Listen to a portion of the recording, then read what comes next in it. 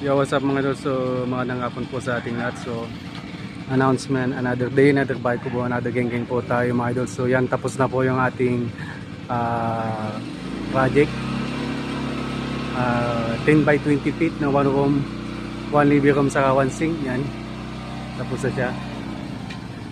So, ito yung pinaka-entrance niya, yung sliding door. May mga wall lamp po tayo dito nilagay. Naka-triple attic po siya mga idol. Yan.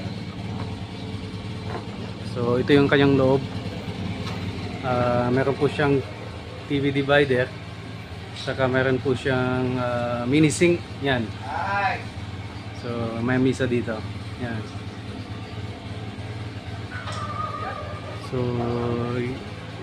So kinabitan po siya ng solar panel. Yan. Meron po tayo itong kwarto. Yan. So naka solar panel po siya. Yan. May aircon na rin.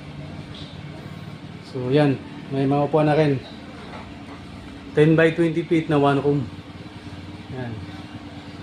So sa mga interested po, direct message lang po sa ating Facebook page yan.